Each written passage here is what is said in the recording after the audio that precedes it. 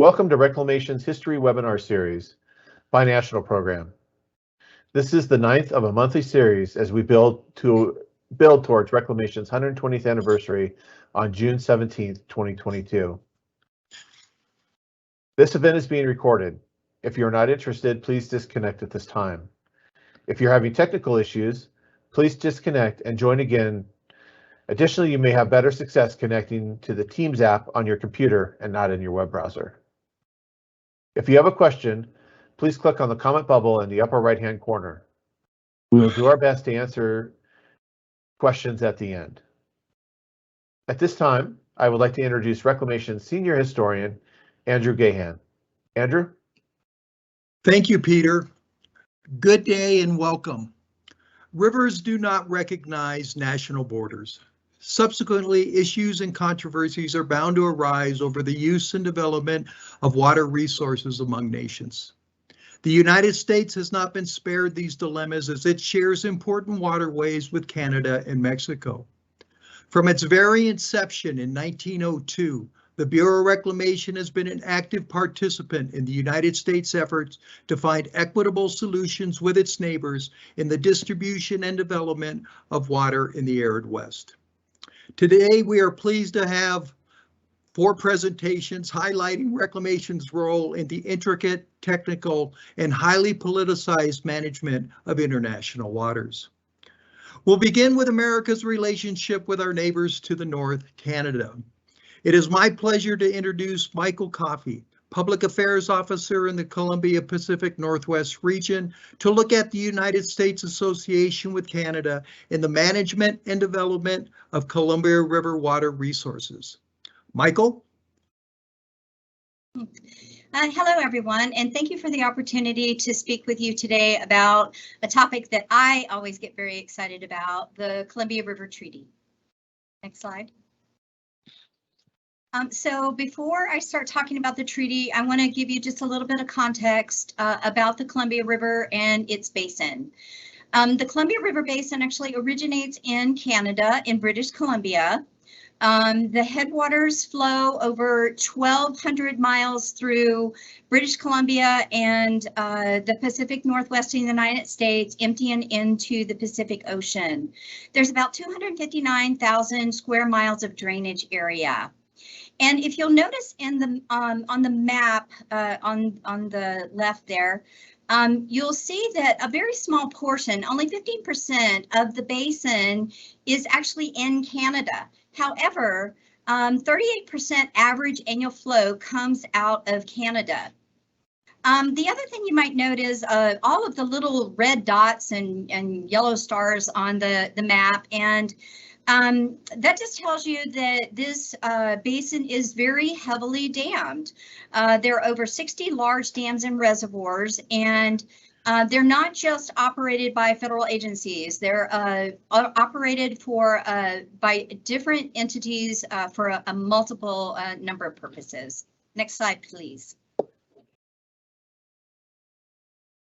So as you can see, looking at the Columbia River Basin's runoff compared to the Missouri River or the Colorado, we have a lot of runoff, but you can also see that we don't have as much storage. And, you know, that's a very important situation that we are placed in, because we have to manage those flows to avoid you know, endangering humans and their safety, i.e. flood risk management. And so as you can see here, we have a lot more storage, a lot more runoff than we do storage. So that poses a significant issue here in the Columbia River Basin. Next slide, please. So the Columbia River Treaty is an international agreement between the countries of Canada and the United States. That treaty was ratified in 1964, and it was for the pursuit of the development of power and for flood control. Next slide. So why did the governments want a treaty? Well, as I talked about earlier, that very small little area in the northern part of the basin can provide a lot of flow. So in 1894, there was a flood where 50% of the flood waters actually came from Canada. And then in 1948, there was the Vanport Flood. Vanport was a town in the Portland, Vancouver area. And it really reaffirmed the need for more flood control operations in the basin, because 56% of those flows also came from Canada. You know, the Canadian-US border, unregulated flows, you can see range anywhere from a small amount of 14 cubic feet per second all the way to over 500,000 cubic feet per second. And so, you know, that really, really spurred into action the two governments getting together to see how we might come to an agreement on power and flood control. Next slide, please. So some provisions in the treaty, we were required, the United States, to build Libby Dam in the United States, and then Canada built 3 dams in British Columbia, Micah, Keenly Side, or Arrow, and Duncan.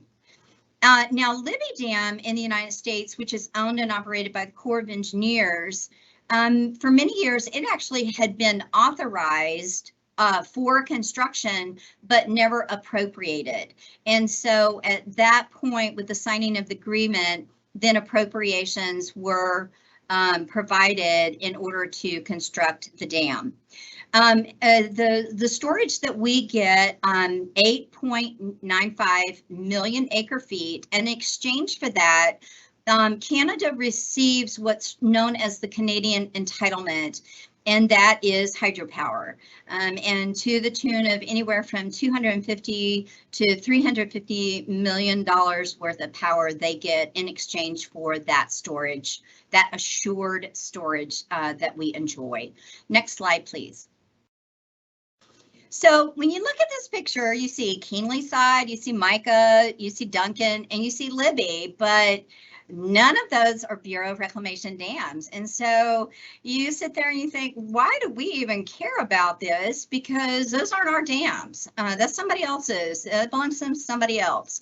And so the answer to that is that big, beautiful piece of concrete that is in my background known as the Grand Coulee Dam. While not a treaty dam, Grand Coulee provides the only significant main stem Columbia River storage in the United States. As such, the Grand Coulee Dam's operating plan has to adjust to the space available in Canada for flood risk management in the system. So what does that mean? That means if there's less space in Canada, then there has to be more space made available in Grand Coulee Dam. So that's why we care. Next slide, please. So when the treaty was ratified, again in 1964, the two governments established a Canadian entity, which was made up of the British Columbia government and BC Hydro. And then the US stood up the US entity, which is made up of the US Army Corps of Engineers Northwestern Division, which is located in Portland, and the Bonneville Power Administration, which is the power marketing agency for the Corps of Engineers and for the Bureau of Reclamation, also located in Portland, Oregon. Next slide, please. Okay, so how do we implement the treaty? So the two entities collaborated on the development of what the organization for implementing the treaty might look like. So there was Canadian and U.S. coordinators and secretaries positions that were established. Also an operating committee and a hydrometeorological committee.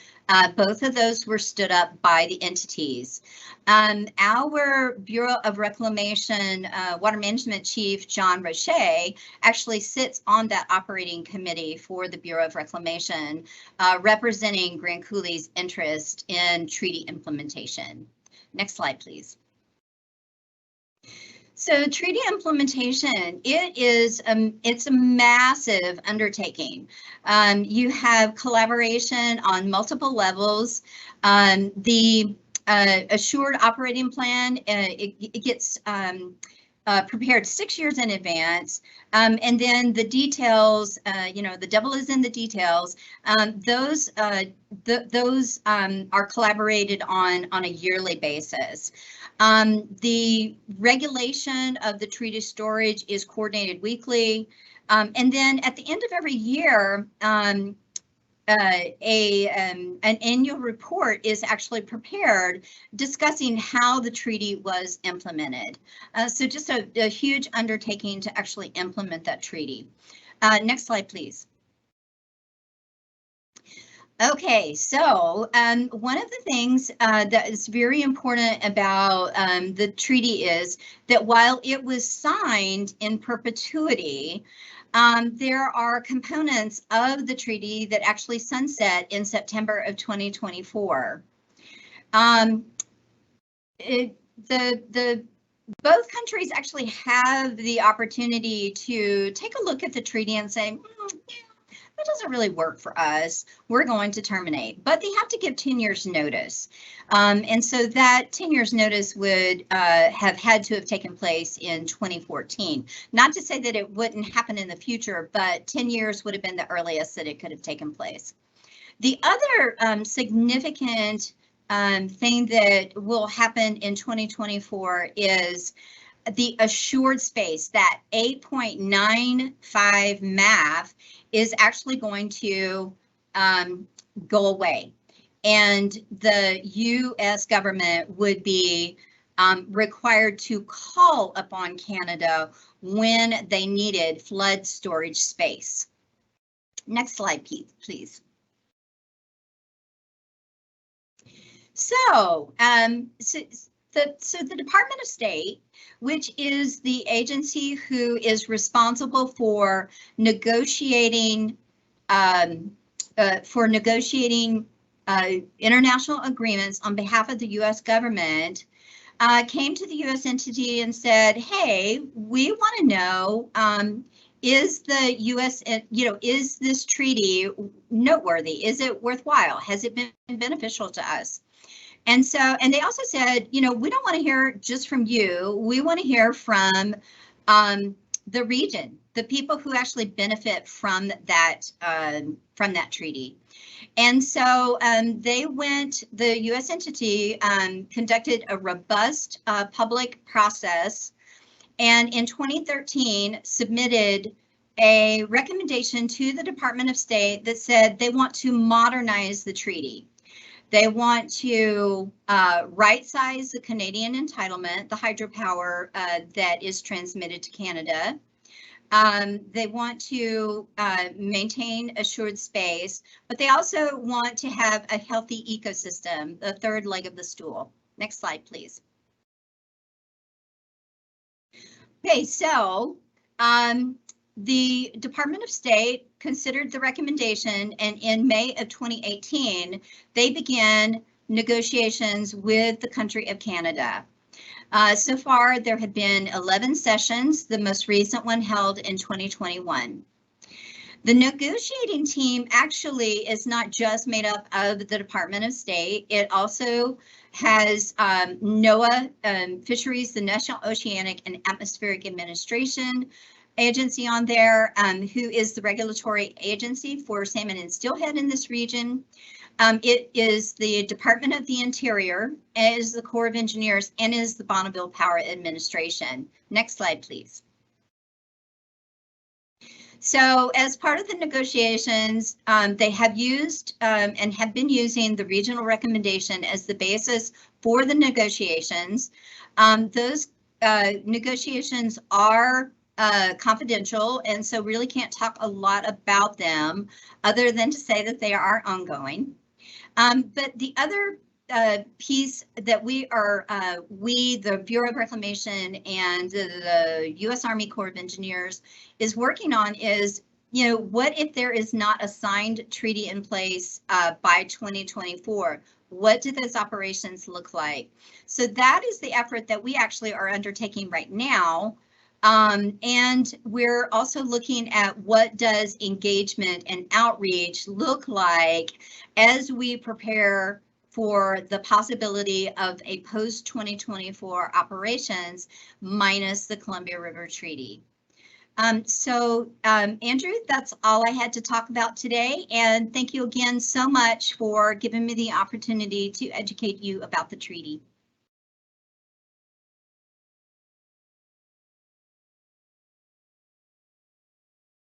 Andrew, you're on mute.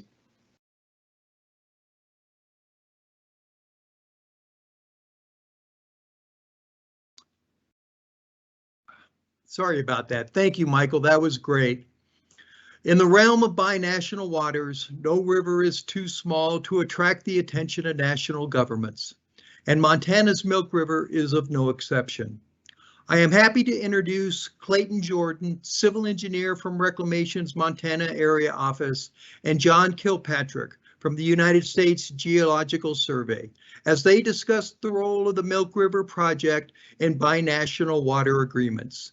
Gentlemen? Thank you, Andrew.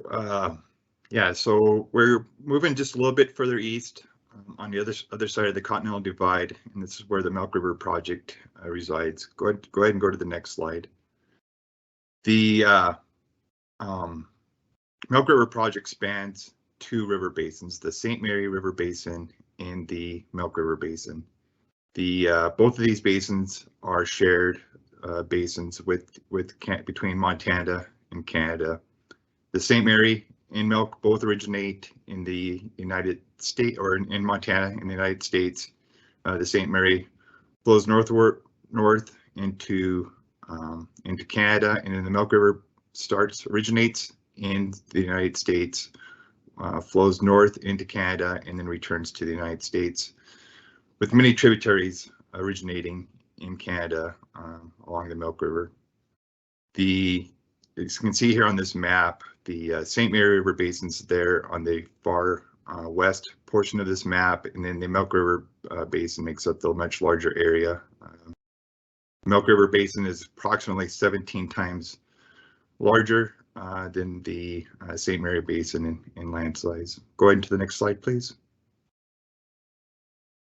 This this next slide is just two photos, one of the St. Mary in the St. Mary Basin near Lake Sherburne, and then the other slide photo is from in the Milk River Basin, just showing the contrast between the two basins. The precipitation between snowpack and other precipitation in the St. Mary Basin, the water supply in the St. Mary system is about 3 times that of what it is of the Milk River Basin. And then also the contrast between a mountainous area that's butts up next to Glacier National Park, and then versus the more of the plains in Montana on the in the Milk River Basin. Okay, next slide, please. So one of the things that was recognized by Reclamation and the U.S. government through investigations was that to have a more viable irrigation project in the Milk River Basin, we wanted to transfer some of the water supply from the St. Mary system, St. Mary River Basin, over to the Milk River Basin. And so this was done through the construction of the St. Mary Canal. There's 3 photos here, small photos that show that there's a headworks on the St. Mary River to divert water into the canal. And then through a series of open channel canal and siphons And the water goes through 30 miles of canal before it drops into the North Fork of the Milk River. Towards the end of the canal system, there are five drops. There's significant elevation difference towards the end of the canal, so there's these 5 drops to control the energy of the water as it goes from the canal into the Milk River system. Next slide, please. Just a little bit of a timeline on the for the Milk River project. In the 1880s is when there was the start of the development of irrigation in the Milk River Basin by private water users in trying to stitch together ways to make use of the Milk River for irrigation. In 1891, the U.S. government began to investigate into securing more water from the Milk River to the St. Mary River, looking at a lot of different ideas. Like I said, the current canal system that was constructed was 30 miles long. There was one canal that was looked at that was upwards of 300 miles long, not very feasible at all. But so several investigations on how to get some of the water supply from the St. Mary to the Milk. And in 1902, of course, the Reclamation Act was passed. A year later, in 1903, the Milk River Project was one of the first 5 projects authorized under the Reclamation Act. And so it was, kind of a feather in the cap for the Milk River Project being one of the original 5. But at the same time, there was also development on the Canadian side for irrigation. And there was concerns that with the water being moved over from the St. Mary system to the Milk River system, that it would impact some of the irrigation on the Canadian side. And so Canada began construction of what they called spiked ditch to move Milk River water back into the St. Mary Basin. And then just moving forward here for the actual construction start date, construction of the Milk River project started in 1907. I'm going to go ahead and turn it over to John now to talk a little bit about the Boundary Waters Treaty. So at this really interesting conflict between the U.S. and Canada, and before the U.S. even started building the St. Mary Canal to move water from the St. Mary to the Milk, Canada's already started a ditch to move it back as soon as the Milk River crosses the Canadian border. At some point along in there, cooler heads prevailed, and the U.S. and Great Britain, the King, began negotiating, and in 1909, the Boundary Waters Treaty was signed. And the St. Mary and Milk was a significant issue that's actually mentioned specifically in the treaty under Article 6 of the treaty. And that basically says that the measurement and apportionment of water to be used by each country shall from time to time be jointly measurements shall be made jointly by the properly constituted reclamation officers of the United States and the properly constituted irrigation officers of His Majesty under the direction of the International Joint Commission, which is also established by the Boundary Waters Treaty. So pretty significant language there. And so Reclamation continued building the canal, and in 1916 was able to start diverting water from the St. Mary River into the North Fork of the Milk River, as Clayton just showed you pictures of. But almost immediately, once water starts being diverted, the accredited officers, really, it was what the name of the officers established under the treaty came to be called. The accredited officers really couldn't agree on exactly how to divide the water between the 2 different countries. And so there was quite a bit of disagreement between the U.S. and Canada on what the language in the treaty actually meant. There's conflicting passages in the treaty. One sentence talks about equally dividing the water, the combined flows of these 2 streams between the 2 countries, and the next sentence prescribes a formula for doing that fails every year to do that. And so there were big conflicts between the 2 countries. Eventually, in the late 1919, the IJC was actually having to issue annual orders to the accredited officers on exactly how to apportion water each year. And finally, they got tired of that in 1921. They issued one order that has since then stood the test of time, arguably. The order of 1921, which formally lays out a formula for dividing the water. It takes a Canadian perspective, largely using the formula laid out in that second sentence I referred to, which usually means that Canada is entitled to about 45% of the water, the combined flows of these two basins, and in practice probably ends up using even more than that. So the Order of 1921 calls on the accredited officers to determine the natural daily flows for the St. Mary and Milk Rivers, and in addition, three tributaries, major tributaries of the Milk River. Determine the amount of water that's flowing in each one of these streams and the amount of water each country is entitled to, and then convey that information to folks that are conducting irrigation in both countries. So, and it also says the accredited officers will operate the irrigation works of either country to facilitate each country's ability to use their share of the waters, and then to report annually to the International Joint Commission with measurements of flows and how the water was apportioned, and bring any disagreements to the accredited officers of the commission. And so that leaves you where for the next 100 years, then the accredited officer who over time became a U.S. Geological Survey official, largely because USGS was involved in measuring the flows. Over time, over that 100-year period, USGS has worked closely with Reclamation as they manage water and try to meet the needs of Milk River project users downstream, and also making sure that we're meeting our obligations to Canada. Next slide. I think I'll turn it back over to Clayton again. Thanks, John.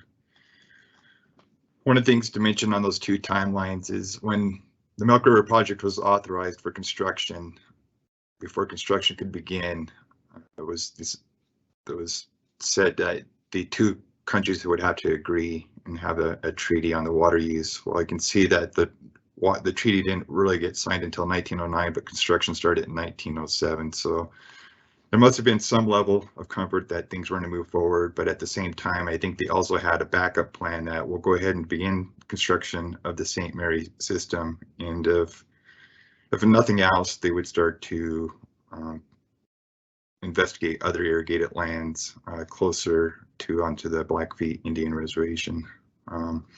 So as I said, construction started in 1907, and in 1907, a lot of this was constructed with this picture here is showing a steam shovel. So a lot done with this steam shovel, and a lot with just horses, horsepower, and those type of things. So I continue to just be amazed by the fact that in this point in history that they could build a 30-mile canal with this in the state of Montana, where this area is not very easily accessible, up near the Glacier National Park area, very harsh weather conditions in the winter. So it still amazes me today that what they pulled off back in 1907. Next slide, please. One of the things, the other features of this St. Mary Canal is this Spider Lake chute. It was like an all wooden chute that spanned over an area, a geographic area. Really, the reason I want to show this is just a lot of effort going into building this chute, and it is no longer a current feature of the canal system. They ended up going back in and contouring the canal more in this area, and now it is the current location of Spider Lake. And so, again, a lot of work, a lot of manpower going into building into the St. Mary Canal system here. Next slide.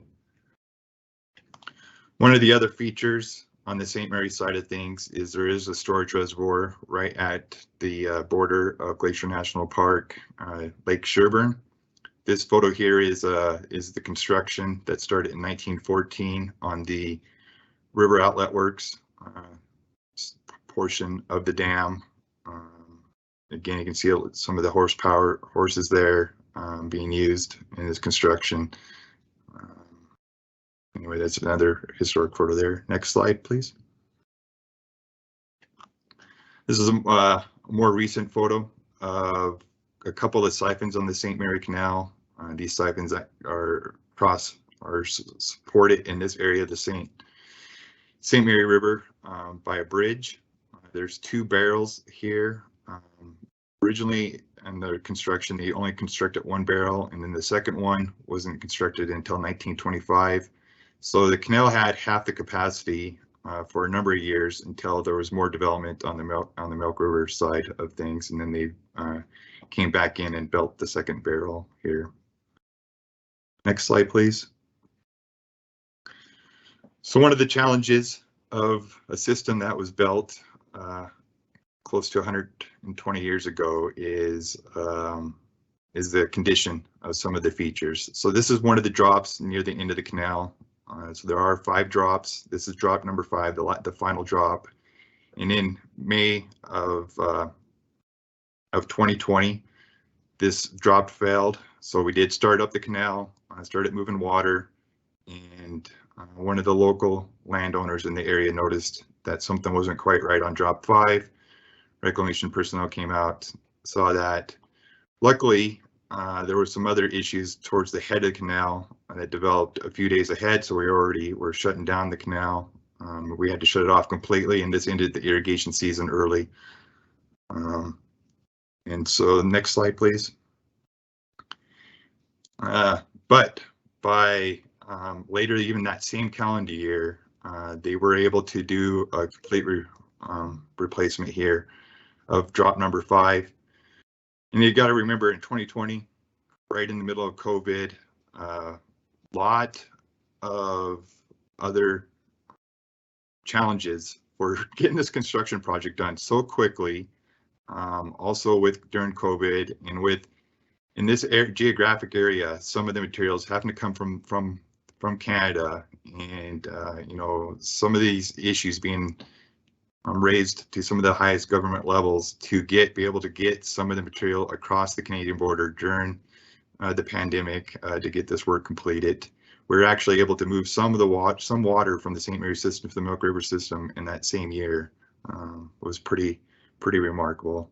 And as part of the latest infrastructure bill that was passed, there's another $100 million going towards the rehabilitation of the St. Mary system, with the next emphasis being put on the diversion works on from the St. Mary River into the canal. John, I'm going to go ahead and turn it back over to you on the next slide.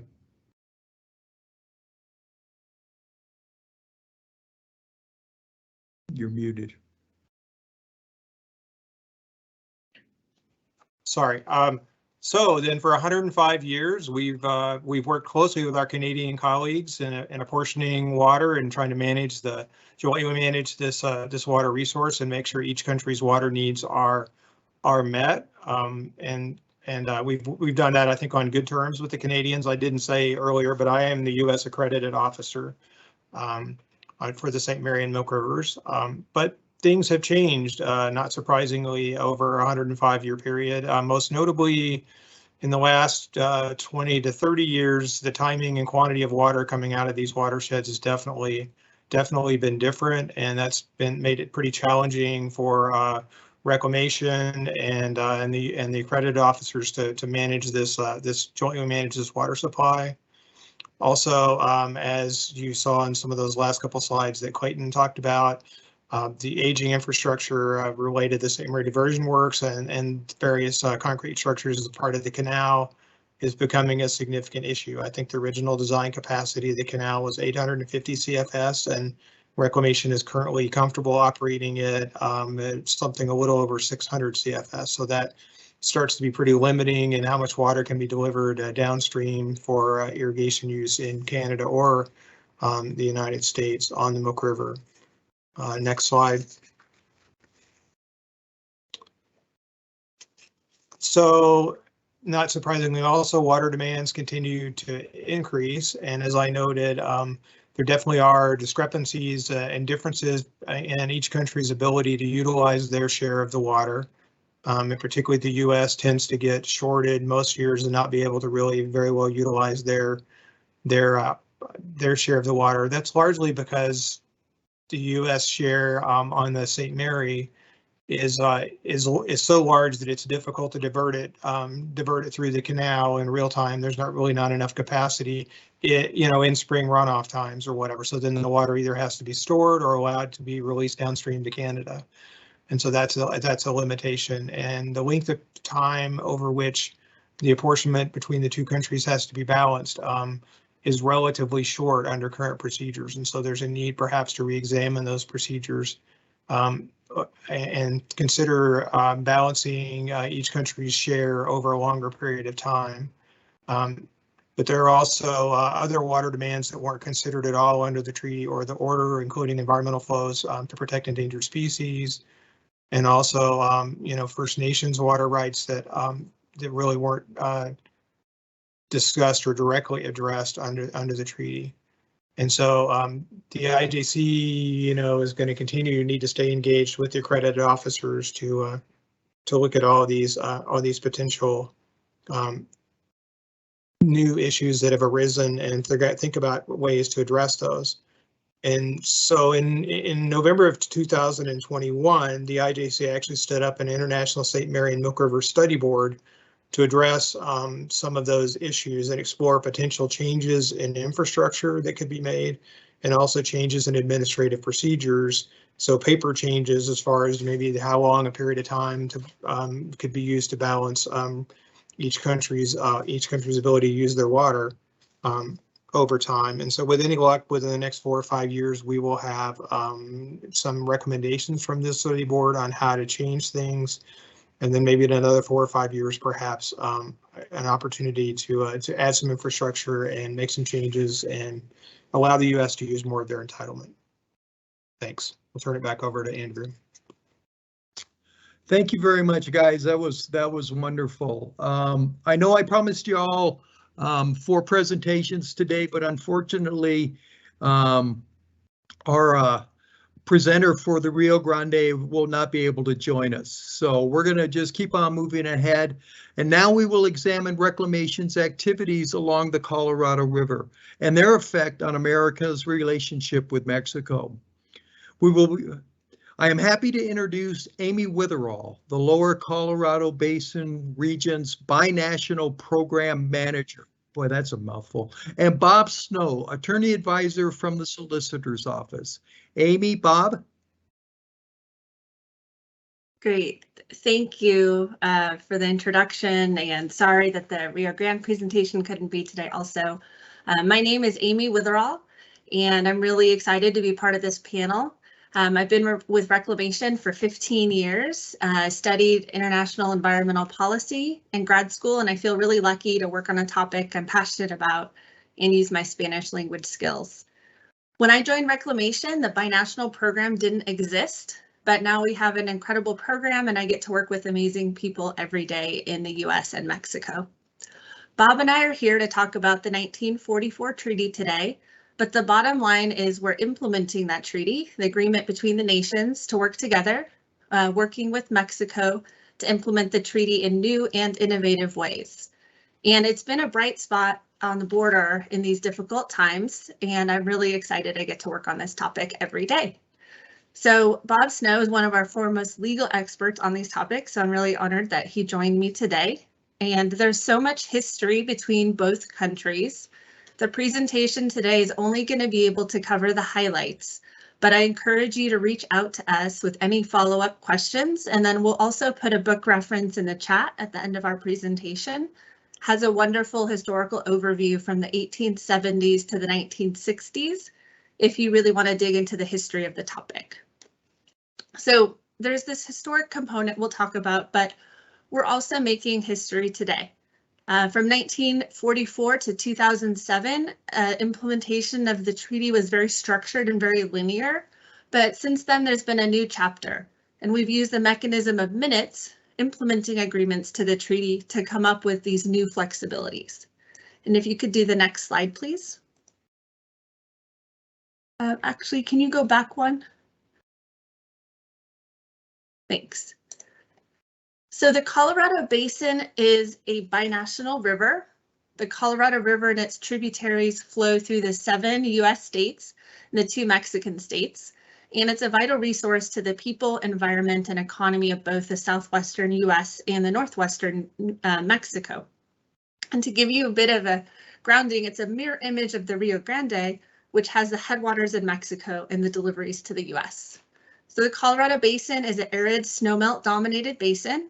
Almost 90% of the runoff is generated by snowmelt from precipitation in the states of Colorado, Utah, Wyoming.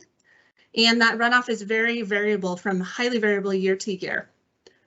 So management of the river, it's achieved through various compacts, federal and state statutes, court decisions and decrees, regulations, contracts, and other legal documents and agreements known as Law of the River, which have been developed over the last 100 years and beyond.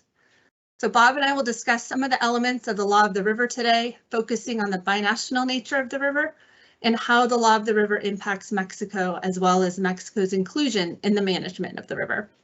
So now I will turn it over to Bob Snow, Attorney Advisor in the Office of the Solicitor, to kick off the legal history. Thanks, Amy. I'll just do a quick sound check. Is my microphone working properly? Yes, it is, Bob. Perfect, thanks. Well, good afternoon, everyone.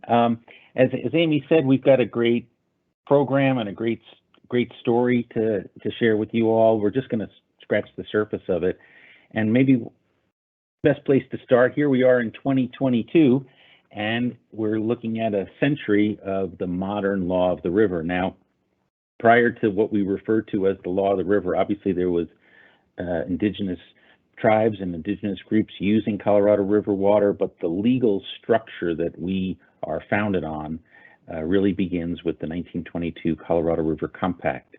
As in many water negotiations, and similar to some of the prior presentations, there are things that can be achieved and successes in negotiations, and then there's things that have to be left for a later day. Ideally, in 1922, when the 7 states gathered, they wanted to carve up the Colorado River so that each state would have a defined apportionment. They weren't able to do that. What they were able to do was divide, in essence, the river in half.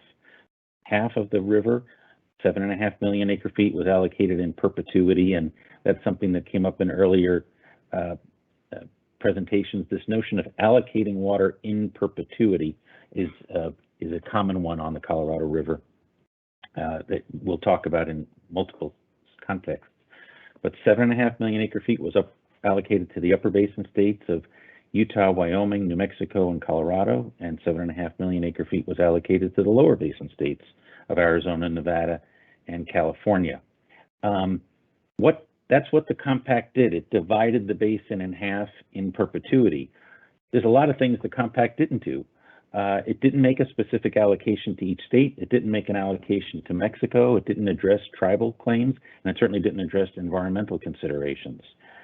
Lastly, it also overestimated the amount of water that would be available over as a yield from the basin over the coming century, and we've seen flows decline given climate change and impacts that are manifesting themselves today. Next slide, please. Against the backdrop of the compact, the next main piece of the puzzle was the Boulder Canyon Project Act in 1928. And what the Boulder Canyon Project Act did is had profound impacts on our U.S.-Mexico dynamics. One, it authorized the construction of Hoover Dam, massive approximately 25 million acre foot facility that is located just east of Las Vegas, Nevada. It also divided up the lower basin's 7.5 million acre feet. So I mentioned that the upper basin and lower basin had perpetual allocations. Within the lower basin, it's the Boulder Canyon Project Act that divvied up the water. The states weren't able to, but Congress did.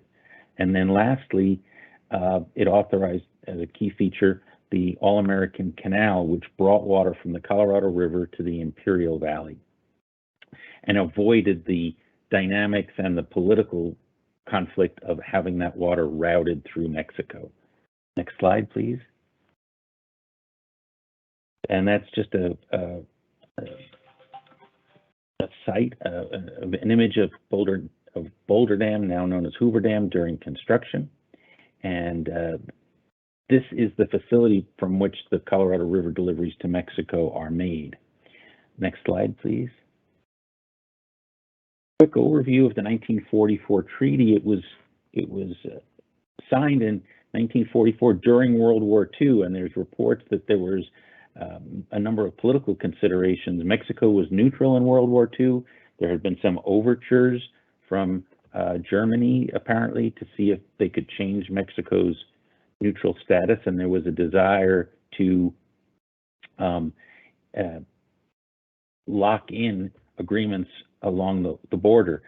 It's the mirror image. In the Rio Grande Basin, Mexico delivers the water, most of the water's flow from the Conchos and other tributaries to the United States. In the Colorado River Basin, basically all of the water comes from the Rocky Mountains, and so the U.S. delivers water to Mexico. The dynamics were the Basin states, 7 Colorado River Basin states, were deeply involved in the support of the U.S. negotiations. Ultimately, the U.S. and Mexico settled on a 1.5 million acre foot allocation. That was half of what Mexico asked for, but it was double what Mexico was using.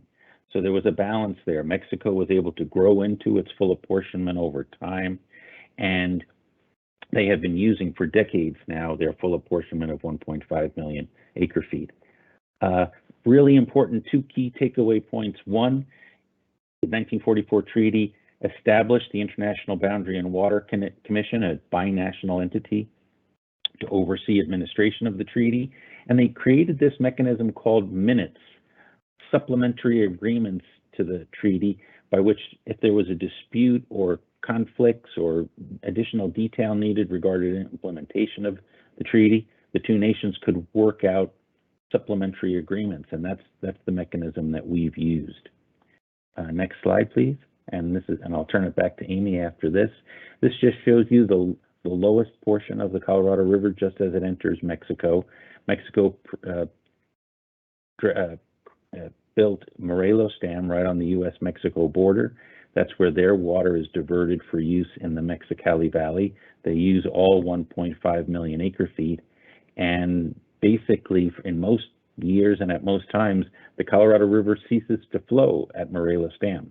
It's a dry river because between the U.S. use and the Mexican use, all of the water in the river is used, but we're working on these environmental considerations.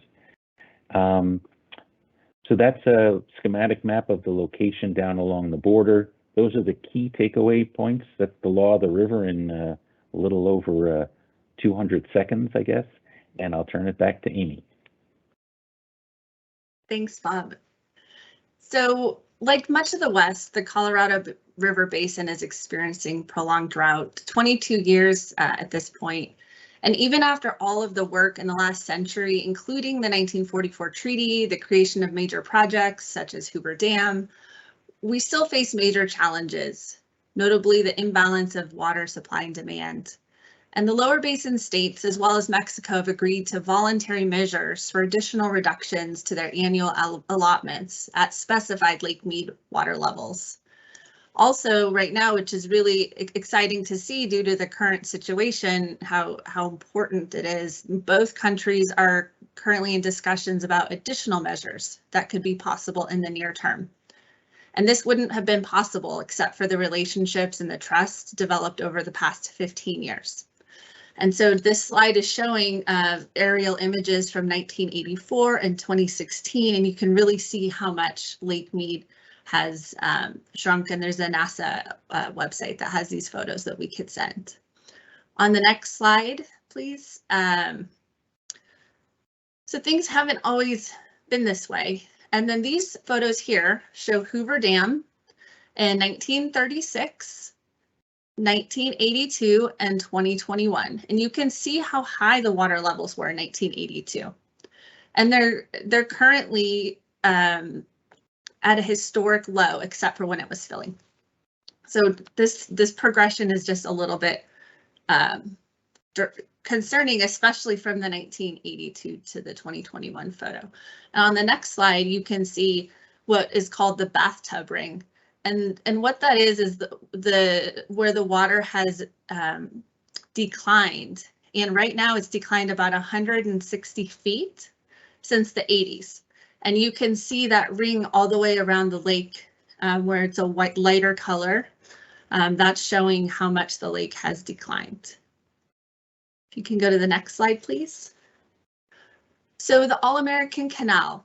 This is an important topic we wanted to mention today. When the All-American Canal was constructed in the 30s, it was constructed as a clay-lined canal, and it had very little leakage, less than 100,000 acre-feet out of over 3.3 million acre-feet conveyance.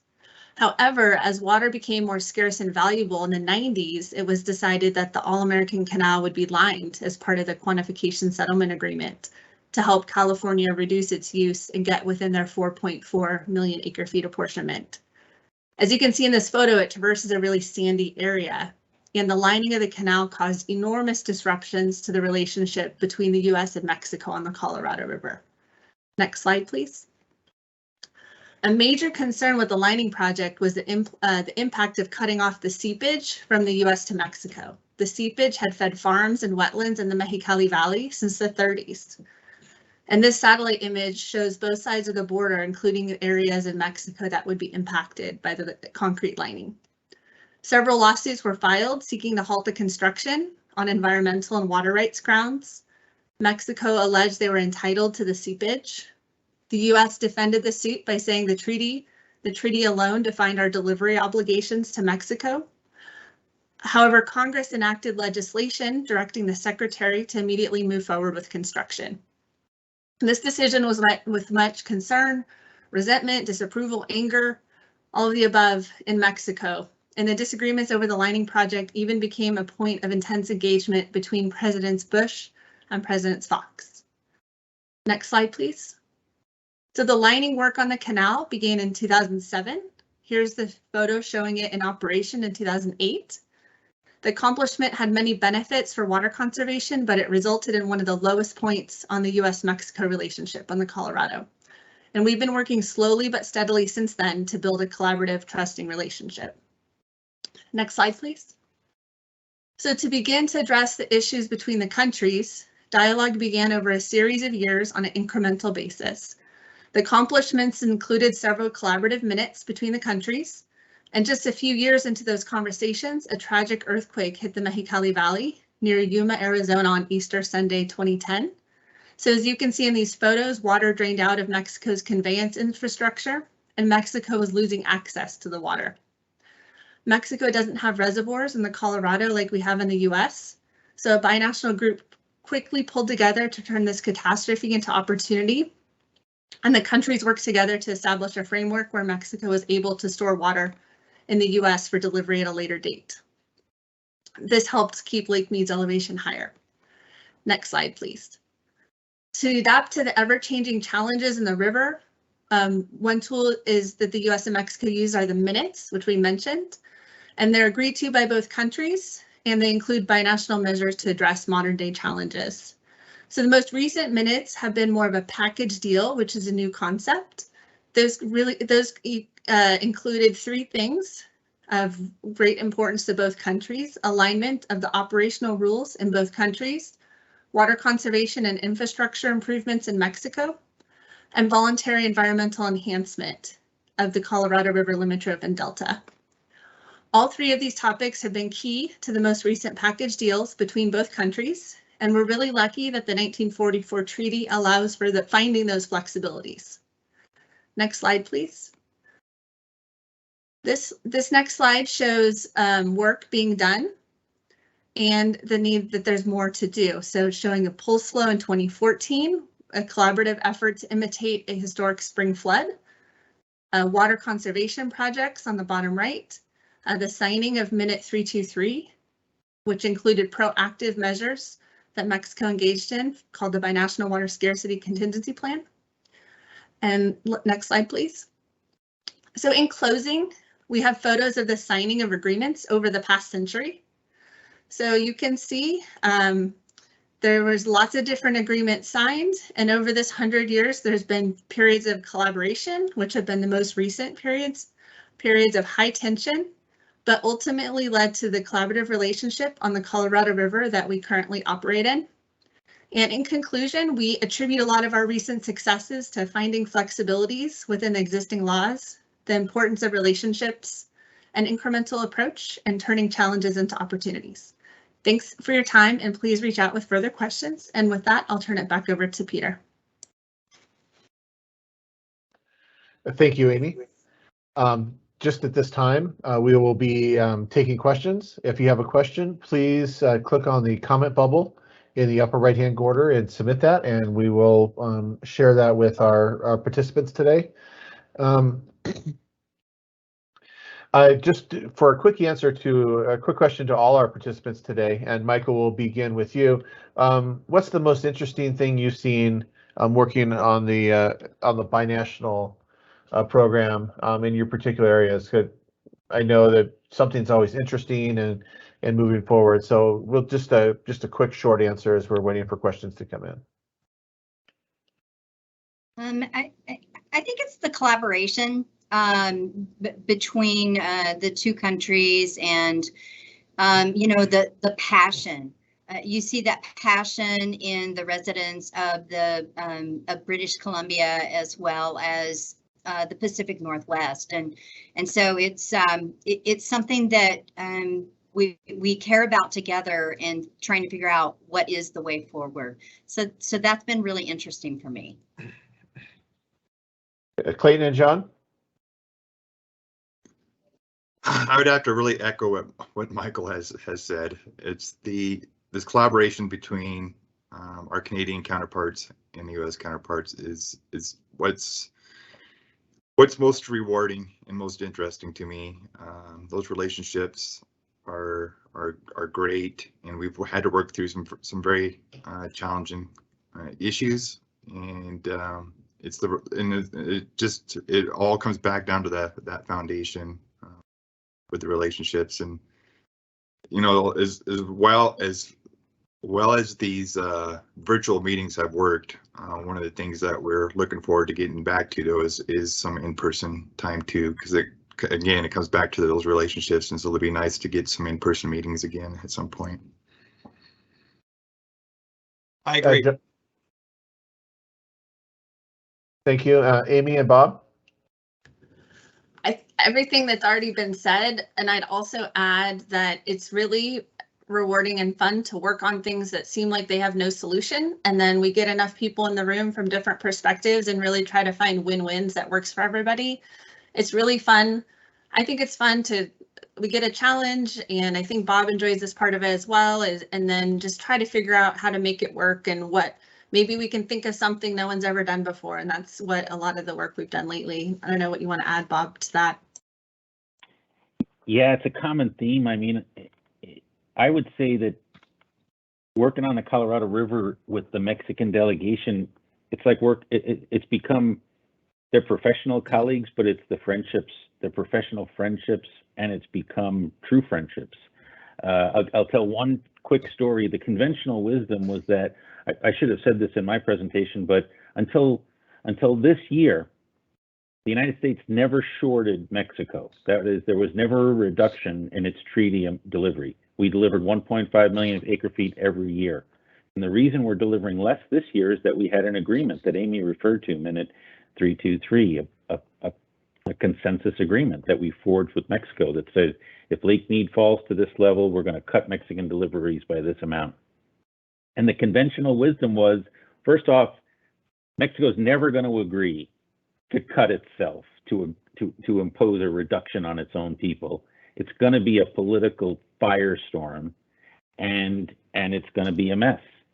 And instead, in the actual meeting, when we landed on the allocation for this year, at the end of the presentation with the findings as to what Lake Mead's elevation would be and all the work that went into it, the Mexican principal engineer said, "I'd like to congratulate my reclamation colleagues for the work they have done to establish the record for these reductions."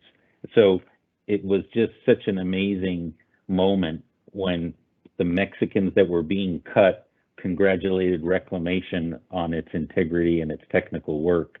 It was kind of like one of those hair stands up on the back of your neck kind of moments, because it could have been exactly the opposite. And it was only through those face-to-face meetings over years building relationships. So just wanted to echo what everyone else had said. Thank you. Thank you, everyone. We have a few questions. I know we're just went past the top of the hour, but we'll answer a couple of the questions here. Amy and Bob, the first one is for you.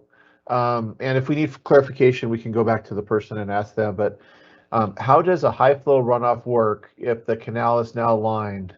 Why do it other than the delta? So I think what they're referring to is some of the high flows.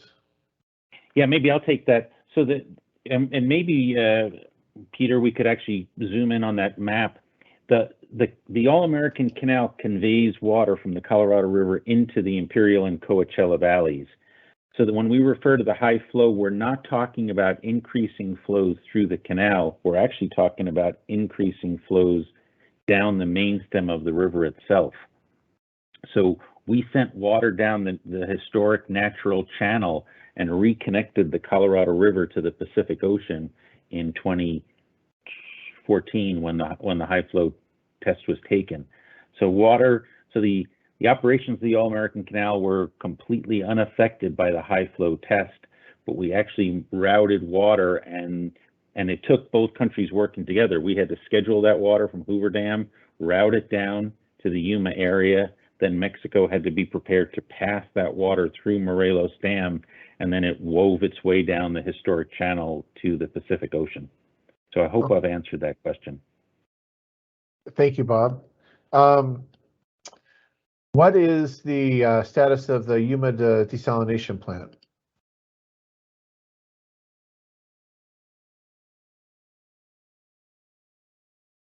Amy or Bob? Do you want to take that?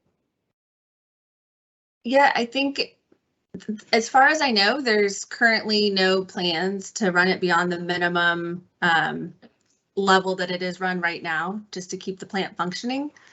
So we could find it. I don't believe there's any plans currently or in the near future to operate it beyond the minimum level. Thank you. Clay and John, a question about Lake Sherborne. Is Lake Sherborne a natural lake? Did its impoundment predate Glacier National Park?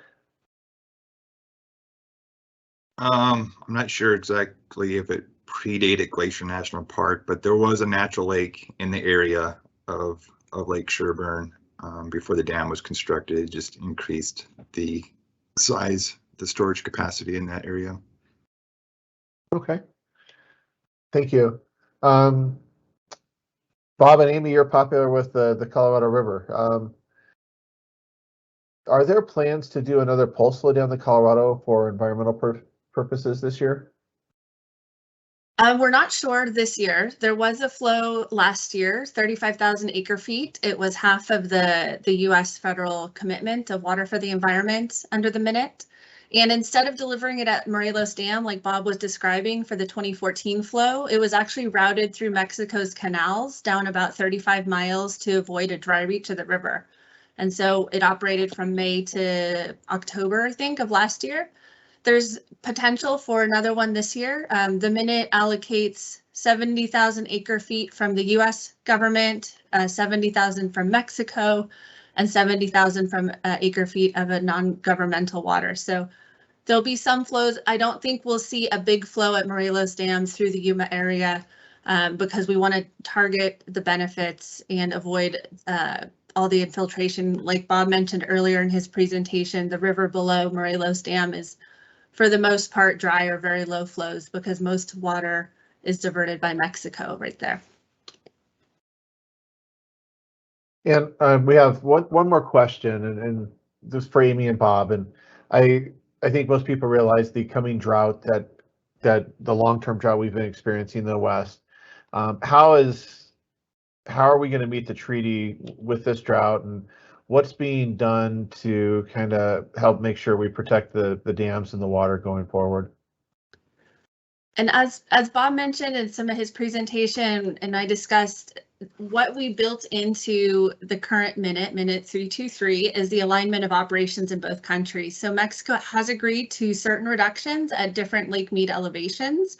Those elevation reductions mirror the US reductions. And so they've agreed through the end of the minute 2026 for those reductions. They've also agreed to additional reductions that are called savings at other Lake Mead elevations. And once Lake Mead elevations improve, they would receive those waters again. And I also briefly mentioned the additional measures we're looking into. And so we're looking for a third group of agreements to match efforts in the US to look at other proactive measures, because as folks watching the news and the hydrology know, Lake Mead is going, the levels are going down. We're all very concerned. And so we're proactively discussing with Mexico other options that could help the system. Thank you. And just so everyone knows, Chelsea shared the reference that Amy mentioned about the dividing the waters. That reference is in there. And I also shared the link to the NASA site that had the lows of Lake Mead and other things in there. We would like to thank all the presenters today. We'll also be doing something to share the Rio Grande information at a later date. It's an interesting look at it. As Bob mentioned, it's on the Colorado River. We're providing water to Mexico, and it's reversed on the Rio Grande, as most of the water is coming from Mexico to the Rio Grande. So we'll be looking to share that presentation at a later date. Once again, thank you all the presenters, and thank you for joining this history symposium. I'll be on the lookout for the next one at the end of March, and that presentation will focus on how Reclamation helped build and establish Hollywood. That should be an interesting presentation. Thank you, everyone, and enjoy the rest of your day. Thank you. Bye. Thank you. Thanks, everybody. Thanks for joining. Thanks. Bye. Thank you.